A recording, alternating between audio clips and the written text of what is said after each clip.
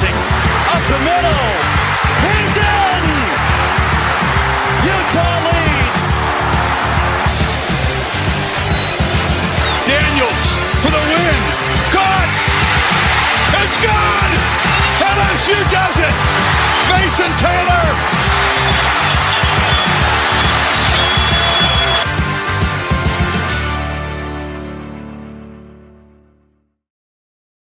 Hey, welcome in everybody. I'm Colin Bashingle, your host here for these videos. And basically, I just want to make a quick announcement here. First off, the TikTok. I'm going to keep posting videos on TikTok slowly, but am I going to be able to keep up with the YouTube? Probably not. I am very busy. I do this as much as I can on the free time. And at the end of the day, priority is these videos that I do here. So if you go to check out my TikTok, a lot of them are going to be a lot quicker videos, something that's not going to take a whole lot of editing. It's just going to be response type of stuff, more live stream type of stuff, because I just do not have time at the moment. This is far from a full-time job, far from a full-time responsibility. This is only in my free time that I pursue this. So that's why I am doing this. And as you guys can see, like only 80 subscribers, of course, only a highest view count of 2.7K, of course, under 100 views on my average video. Of course, I'm not going to be doing this more than I absolutely have to.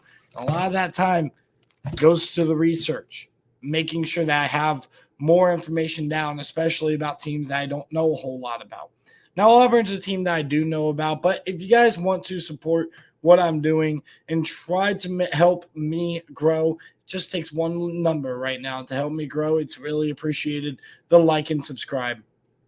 And then commenting down below. I haven't put that in there, but like and subscribe.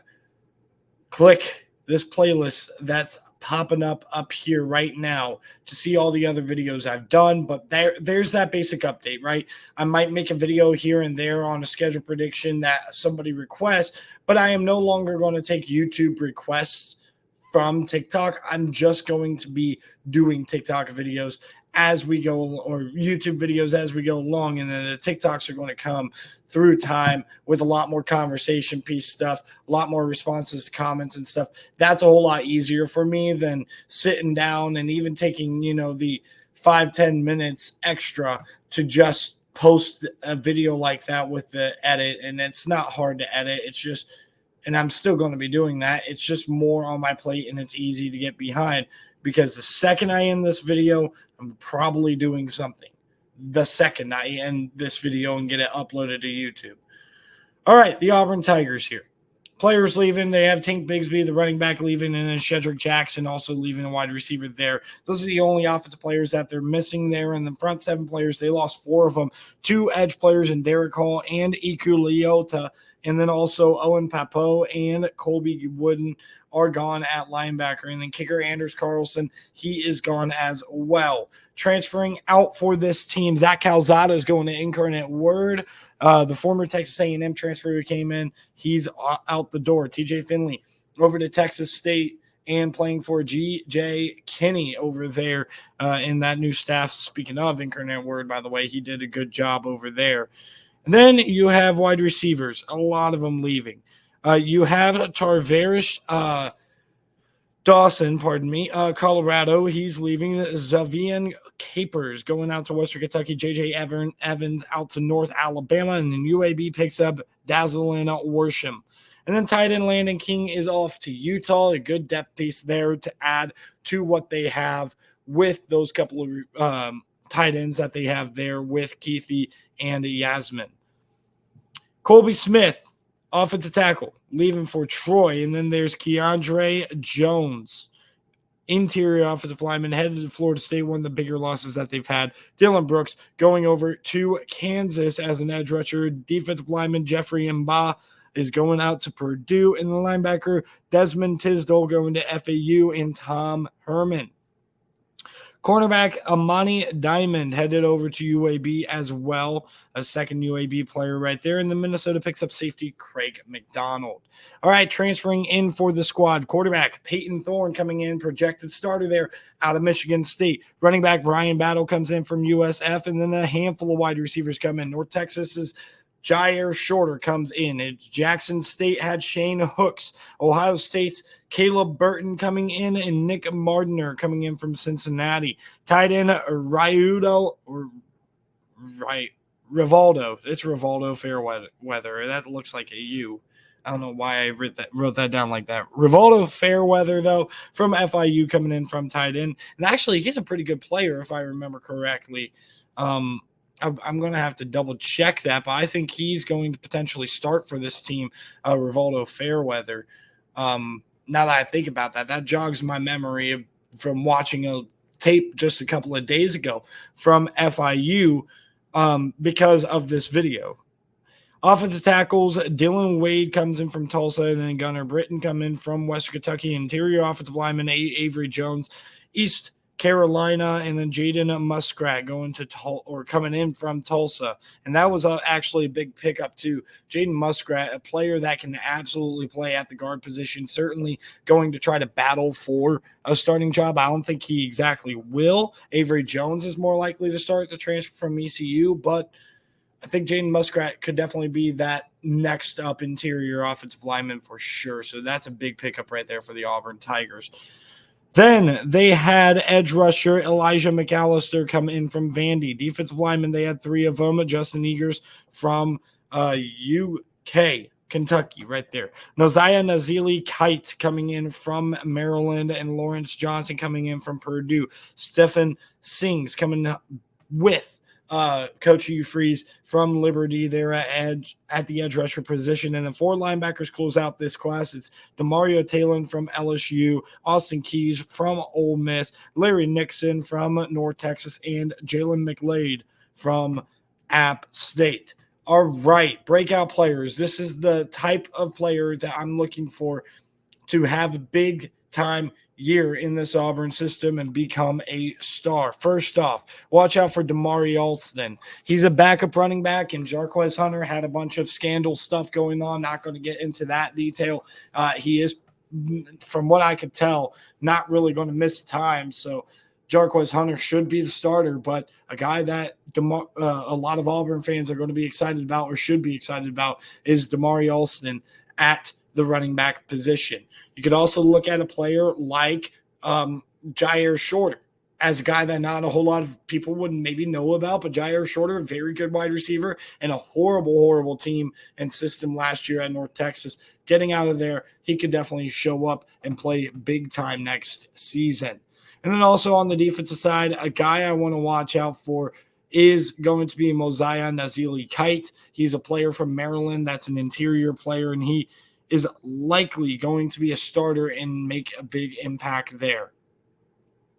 All right, we're going to preview this roster right here real quick and then get into that schedule prediction that we are all so excited about. So when you talk about this Auburn team, you have Peyton Thorne coming in at quarterback, and they desperately needed that. Not a whole lot of depth there, not a whole lot of trust there really with the Auburn quarterback position. You do have Robbie Ashford, who I think would be a good backup. He had his moments last year, but mostly as an athlete. As a thrower of the football, he definitely did not cut it. Auburn has a good running back core. Brian Batty, I think it's a battle. It's Beatty or Batty. I think it's Batty. Brian Batty coming in from USF is definitely a good piece of depth right there. But Damari Alston, Jarquez Hunter, probably your two top guys. Rivaldo Fairweather is supposed to be the starter at tight end with Tyler Fromm, the redshirt senior, and Luke Deal. Guys to watch out for. Now, a big thing that I want to highlight, when I was watching Auburn's film, Luke Deal stood out to me as a big-time run blocker. He is definitely going to be very helpful. He's not necessarily the biggest guy, but he's a very smart blocker, made a lot of key blocks. I shouldn't say he's not a big guy. I mean, he is pretty big, but he doesn't necessarily show up. He looks a lot leaner than he is. He's 6'5", 255, I think it was, and he just absolutely is a tank in the run game as far as blocking goes. So watch out for Luke Deal to kind of be that, even though he's listed as a third tight end, that regular run down type of shortage yards, or even second string tight end, even if Tyler Fromm, the younger brother of Jake Fromm, is more of the receiving threat. And then, of course, Rivaldo Fairweather, probably going to play the most out of those three. At wide receiver, you're definitely going to start Jair Shorter and Shane Hooks on the outside. Classic X and Z situation right there. Shane Hooks, to me, he has a lot of height and ability to catch jump balls, and that combo of him and Hunter, Travis Hunter. I don't know why I drew a blank on Travis Hunter's name. That combo there when he played offense, Travis Hunter did, was very good. Now, what I'm going to be looking for is how exactly does the rest of these guys stand up. Their leading receiver from last year was Javarius Johnson, who was a guy that went for almost 500 yards, more of a slot guy, but they had an anemic, and I mean anemic passing attack last year. You also had Coy Moore, that's a mouthful right there, who definitely is a player that contributed on this team last year, but again, didn't have a ton of yards last year. But both those guys, and this is the big thing I want to talk about, and this was kind of the style of offense that this team ran last year. Home run hitters, when you're talking about a squad that had yards per completion and yards per reception being very high, this was a squad. I mean, you're talking about two guys right there who were both over 15 yards per reception, and Javarius Johnson was at 19. That is insane. Caleb Burton, for that reason, even though he couldn't cut it at Ohio State, the depth at Ohio State is crazy. He has a chance to have a resurgence in his career arc, because I can tell you, a lot of Buckeye fans immediately were able to tell that Caleb Burton, Caleb Brown, and maybe a couple of others from their class are just not going to cut it at Ohio State at the wide receiver position. So that's what you have a wide receiver. Offensive line, I do like what you have. A lot of experience here. Dylan Wade coming in at the offensive tackle position from Tulsa. They also took, of course, Tulsa's Jaden Muskrat. Those are the two experienced players they brought in from Tulsa. Avery Jones, probably going to start at center from East Carolina. And then you have Tate Johnson. You have Jeremiah Wright, and you have Gunnar Britton. Those guys are going to be very good players, and if this offensive line can gel, hey, this could be a team in Auburn that can get very dangerous very quickly on the offensive side, specifically in the run game, when you add in the ability of blocking that Luke Deal gives you at the tight end position. On the defensive side of the ball, I think they have a little bit to replace, but that is totally fine when you're talking about the secondary, and I'm going to kind of work from secondary up. I like this secondary. Nehemiah, oh, gosh. Let me try this again. Nehemiah Pritchett is a very good player on one side. DJ James on the other side, tremendous. They have two great safeties in Zion Puckett and Jalen Simpson, and Keontae Scott, an experienced player in that secondary as well. When you talk about what this defense had last year, DJ James and Nehemiah Pritchett were the two leaders when it came to passes defended. Jalen Simpson, Keontae Scott, guys to watch out for in this system, because, of course, that nickelback and that safety also covered certainly very well. And this was an Auburn defense that didn't necessarily struggle a whole lot last year. They were pretty decent. I know they probably allowed more points per game than a lot of people would expect, but they really weren't bad at all last year. They were just on the field all the time because the offense was that bad and anemic at points. Now, the linebacker core is where I'm going to have questions. I feel like they lost a lot at linebacker, hence why they brought in so much. Those two guys that they brought in at linebacker is Austin Keys and Larry Nixon. There's a little bit of a battle to see which transfer is going to be there, Elijah McAllister or Jalen McLeod from App State right there. But the point here I'm going to make is linebacker is a massive concern, because you are talking about probably starting a transfer, because what this staff probably thinks is, unless they take a big jump in this offseason and in this fall camp, specifically in training camp coming up here, you have Cam Riley and Wesley Steiner as two players who are upperclassmen, and they just have not made the improvement that they have needed to make to crack the field. All right, defensive front seven, again, a little bit of a concern. I do like Marcus Harris off the edge for sure. But you're talking about Justin Rogers and Mosiah Nasili Kite as two players that they're coming in from other schools. They need to make an impact immediately. This is going to be a rough year if they are not able to absolutely make an impact. Now, you're talking about Marcus Harris, who backed up a guy like Derek Hall last year. He had production when he came in. It was definitely not as much production as you would like to return on your defensive line or that front seven specifically. You would like your best returning production to be a little bit better than what Marcus Harris provided for you, but it's still good experience nonetheless, and it's stuff that this front seven needs. This is definitely a front seven that's going to be concerning, definitely a secondary that's going to be helpful. They need to figure out how to get to the quarterback in creative ways. All right, 6.5 wins is the over-under for Auburn. So without any delay, let's get into the schedule prediction for Auburn. UMass should not be a problem. I think UMass is an improved team under Don Brown this year, but I don't think that should be a problem. What could be a problem is playing an experienced Cal team in UC Berkeley, but I think that offense is going to be able to sling the rock around against California just enough with what they have there. This could be a disaster. This could be a disastrous West Coast late kick, and I think this is going to be maybe a game that Cal hangs around for a very long time. I have Auburn winning by less than a touchdown in this game, but I do think that it does happen right there. Then you come back home and play Samford, which could be tough if Samford has another up year, but I don't really see that. I'm going to go with Auburn in that game. Then open up the conference play with a road game against Texas A&M. I'm buying in a little bit. I'm 1 foot in, 1 foot out with what Texas A&M has to offer this year. I love Connor Wegman. I love those young receivers. I love what they have on the offensive line, and I love what they're going to be able to do on the offensive side of the ball if the play calling is correctly, if the scheme is correct. And not only that, but just the game plan is a whole lot better and less archaic, less 10 years ago, 15 years ago. Let's just say Jimbo needs a new play sheet.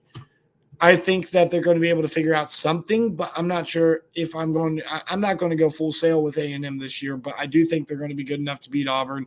And then Georgia, while I do think you could give Auburn a tough game, or Georgia a tough game, Auburn, I did say this in the Georgia preview. I'll say it again. If this game was later in the year, this would be more inclined, or I would be more inclined to maybe pull the upset right here. Then off the bye, you got to go to Death Valley. I don't know if it's going to be at night or not, but that's going to be a tough place to play. And you are 3-3 through 6 games, and then you play Ole Miss, and you come up with a big win right there. If you watch my Ole Miss preview, I talked about this game. This is going to be a really big case of where Auburn just needs to be able to take over their own season and just start to see that progress that is going to be made eventually. It's pretty to me, it's pretty inevitable that that's going to happen in year one of Hugh Freeze. Is it going to be enough to win SEC football games? I think Ole Miss is going to be one of the beneficiaries of that in the second half of the season. Then Mississippi State, as you turn over a new leaf, I think you beat them, but this would be a game that I wouldn't be surprised if it goes the other way. I don't trust the new coaching staff. I don't know what they're going to do on offense. I explained this, but Mississippi State also has some talent. They could be a lot better than the 5-7 record, spoiler alert, that I gave them in their preview. At Vanderbilt, going to be a win right there. I think you should have no problem before losing on the road at Arkansas. This is going to be a tough game for you for sure. Arkansas usually gives you fits even before they were really good, and now they're a pretty solid team. I'm not going to full sell on them like I did last year, that's for sure. I don't think they're going to be anything crazy, but I think they're going to be definitely on par with what Auburn has in another great game, another classic nail-biter. Arkansas wins this one, though. New Mexico State, a much improved team. You better be up for this game before the Iron Bowl, or they're going to give you fits. They might give you fits early, but I think you pull out a big win there to close out the non-con right there in late November. And then finally, Alabama. I do have that as a loss. I think Alabama is a team that if the quarterback starts to develop and looks better, whoever that may be, which it sounds like it's down to Ty Simpson and Tyler Buckner to me, if that's the case, I think that this Alabama team will be peaking at the right time at the end of the season. I talked about it in the Alabama preview. Go ahead and check that out. But with that being said, I definitely don't think that Auburn's going to be a cakewalk for the Alabama Crimson Tide, but I do think Alabama gets the better of them in that game. So with that being said, that's 7-5, 3-5 in conference. Let me know how you have the Auburn Tigers doing in 2023, and let me know a team down below that you want me to do, and I'll do it if it's in the YouTube comment section. Thank you guys for tuning in. Really appreciate it. We'll see you guys next time.